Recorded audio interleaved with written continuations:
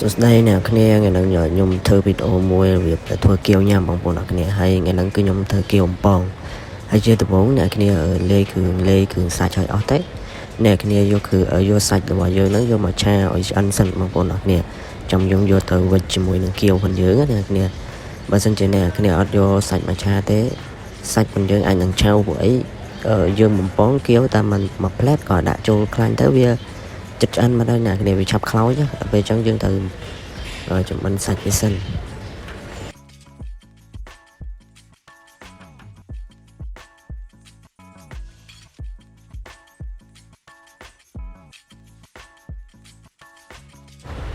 ហើយ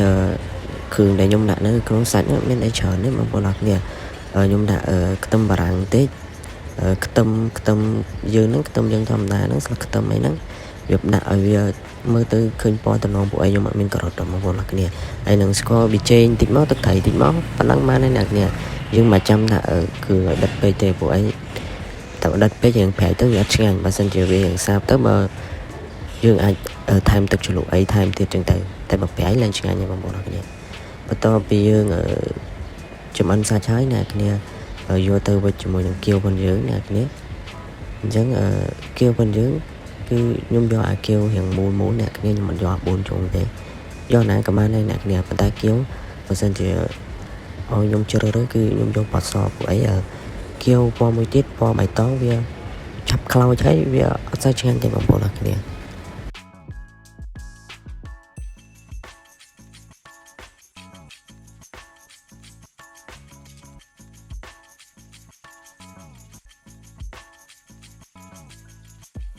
ហើយជាស្រ័យហ្នឹងបងប្អូនអរគ្នាពួកអីខ្ញុំអត់មានសងដៃអីទេពួកអីធ្វើញ៉ាំខ្លួនឯងបងប្អូនអរគ្នាហើយមុនធ្វើលាងដៃស្អាតហើយអស់ហើយបានយកមកចាប់កាន់ណាបងប្អូនអរគ្នា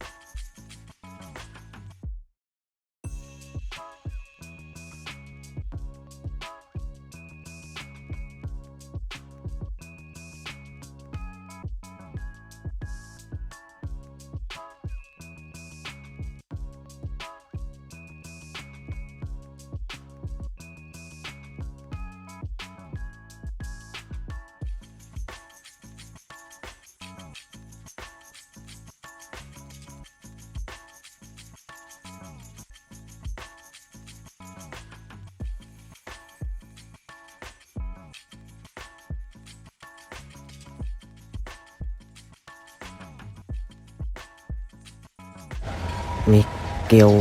ទាំងអស់សាច់នេះបានគៀវប៉ុណ្ណឹងបងប្អូនអរគ្នាហើយបន្ទាប់ពីយើងមូលគៀវហើយអ្នកគ្នាត្រូវដាក់ខ្លាញ់ឲ្យក្តៅសិនណាយើងយកនំមួយយកមកសាកសិនមកបើឃើញខ្លាញ់ក្តៅហើយចាំយើងដាក់វាទាំងអស់អីកុំឲ្យវាខ្លាញ់អត់តន់ក្តៅហើយយើងដាក់វាអត់តំណងអ្នកគ្នាវាខ្លាញ់វាចូលទៅក្នុងសាច់នំវាខ្លាំងពេកអញ្ចឹងអ្នកគ្នាអាសាប្រែបងប្អូនអរគ្នាពួកអីគៀវវាឆាប់ខ្លោចអ្នកគ្នាអញ្ចឹងយើងតអាសាប្រែវាបានអត់ខ្លោចបើឡាយដល់ភ្លេចមើលនោះខ្លោចតិចពួកអីសាច់គៀវវាឆាប់ឆ្អិនវាស្ដើងអ្នកគ្នាអញ្ចឹងតែមួយផ្លែគឺអកហមមកបើយើងអត់ប្រែញឹកទេគឺខ្លោចតិចតែអត់បានញ៉ាំឡើយអ្នកគ្នាហើយមិនខ្ញុំធ្វើវីដេអូនេះមិនខ្ញុំចេះអីណាទេប៉ុន្តែខ្ញុំចង់ធ្វើវីដេអូដើម្បី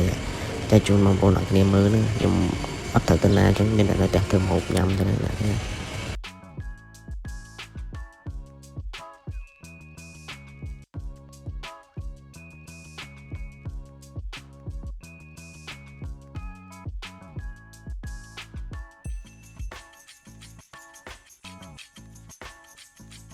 ពេលអ្នកគ្នាពេលគៀវអ្នកគ្នាឆ្អិនណាអ្នកគ្នាដាក់អីត្រង់មកអ្នកគ្នាដាក់កញ្ឆែងឬមួយកៅអីដែលមានប្រហោងណាអ្នកគ្នាដើម្បីឲ្យវាស្រក់ខ្លាញ់